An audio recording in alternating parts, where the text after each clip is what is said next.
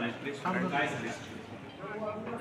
खरं म्हणजे मला कालच असं होतं, पण माझ्या घरगुती कार्यक्रमामुळे मी काल येऊ शकलो नाही. त्यामुळे मी काल त्यांना सांगितलं की मी शुभेच्छा द्यायला आज साताराला येईल आणि त्याच्यानंतर मग पुढच्या कार्यक्रमाला जाईल. मला अतिशय आनंद आहे की आज या ठिकाणी मी राजांना शुभेच्छा देण्याकरता आलो आहे. त्यांचे माझे संबंध हे भावासारखे आहेत आणि देखील आहे. त्यामुळे निश्चितच त्यांचा सत्कार करणं ही माझी मनापासून इच्छा होती. ती आज पूर्ण करता आली आणि आईसाहेबांचा आशीर्वाद देखील मिळाला. साहेब, आज उदयनराजेंना शुभेच्छा देताना बऱ्याच सकाळपासून चर्चा चालू होती की बरेच राजकीय कुठली घोषणा होईल का, किंवा इतर ठिकाणी काही ठिकाणी लोकसभेच्या अनुषंगानं उमेदवारी घोषित झालेल्या आहेत. आज उदयनराजेंच्या बाबतीत तशी काय घोषणा होते? भारतीय जनता पक्षामध्ये जवळ घेते तुम्ही आणि आता पहिल्यांदा जागा वाटप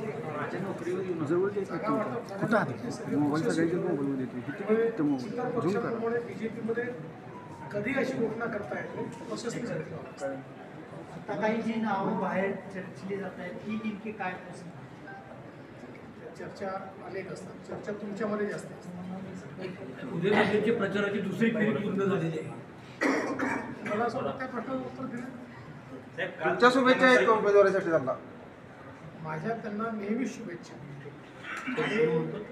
मला असं वाटतं की खरं म्हणजे त्यांचे माझे जे संबंध आहेत त्यामुळे मी तर नेहमीच त्यांच्यासोबत होतो. शिवसेनेच्या ज्या जागा 3 आहेत त्या 3 जागा भाजप लढवणार आहे. दक्षिण मुंबईत किंवा संभाजीनगर, सिंधुदुर्ग या ठिकाणी आम्ही आता बसूया, बसून त्या कोणी कुठल्या जागा लढायच्या या संदर्भातला निर्णय करू. एक आमची प्राथमिक फेरी झाली आहे ती बऱ्यापैकी मला असं वाटतं त्यात आम्ही प्रश्न सॉल्व केलेले आहेत. अजून 1-2 फेऱ्या आम्हाला कराव्या लागतील. सगळे प्रश्न सॉल्व होतील आणि एकदा कुठल्या जागा लढवायच्या ठरलं की मी तुम्हाला सांगेन. बघा, माझ्यासारख्या नेत्यांनी अटकलबाजी करणं किंवा त्या ठिकाणी फोरकास्टिंग करणं योग्य नसतं. त्या लेवलचा मी नाही. त्याच्यामुळे मला असं वाटतं की योग्य वेळी तुम्हाला सगळ्या गोष्टी मी सांगतो. 40 वर्षानंतर पहिल्यांदा शरद पवार रायगडावर गेले. 40 वर्षात ते गेले नाहीत. रायगडावर गेले तुमचं म्हणजे तुम्ही इतकी त्यांची अवस्था केली की त्यांना शेवटी शिवाजी महाराजांच्या पायाशी जावं लागलं असं वाटतं होतं. कालच बोललो की बाकी काही असू द्या, पण अजितदादांना एका गोष्टीचं क्रेडिट द्यावं लागेल की अजितदादांनी 40 वर्षानंतर पवार साहेबांना रायगडावर पाठवलं आणि छत्रपती शिवरायांच्या चरणी 40 वर्षानंतर का होईना त्या ठिकाणी पवार साहेबांना जावं लागलं. याचा मला आनंद आहे. सुळेंचं वक्तव्य आहे की पुण्यामधलं ड्रग्स रॅकेट जर संपवायचं असेल तर तुम्ही भूमिका घ्या, राजकीय हेवेदावे बाजूला सोडून आम्ही तुमच्यासोबत काम करू. आता 2 मुलींचे आज व्हिडिओ सुद्धा व्हायरल झाले आहे. आम्ही भूमिका घेतलीच आहे. त्याच्यामुळेच हे सगळं सापडत आहे. हे काही आता काल परवा सुरू झालेल्या गोष्टी नाही आहेत. त्यामुळे ही भूमिका अतिशय स्पष्टपणे घेतली आहे आणि ते जर मदत करत असतील तर त्यांचं स्वागत आहे. बावनकुळे साहेबांचं वक्तव्य आहे की आगामी लोकसभेच्या निवडणुकीच्या पार्श्वभूमीवर भाजपमध्ये जे छोटे छोटे पक्ष प्रवेश करत असतील त्यांचे पक्ष प्रवेश करून घ्या आणि गावागावातील छोटे पक्ष संपवा. असं कुठेही बावनकुळे बोललेले नाही. कुठेही बोललेले आहेत की पक्ष संपवा. बावनकुळेने एवढंच सांगितलेलं आहे की जे आपल्या पक्षात येत असतील त्यांना पक्षामध्ये घ्या.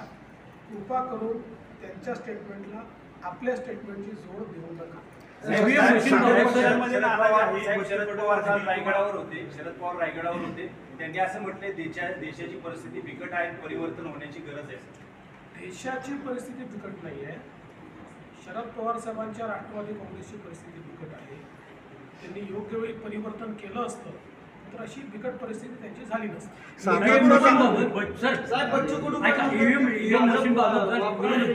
त्याबाबत काय ईव्हीएम मशीन बाबत सातत्याने विरोध होत आहे, मोर्चे निघतात, आंदोलन होत आहे. असं आहे की जेव्हा जिंकतात तेव्हा ईव्हीएम मशीन चांगली असते, हारतात तेव्हा ती खराब असते. इलेक्शन कमिशननी सगळ्या पक्षांना ओपन चॅलेंज दिला होता. Open challenge.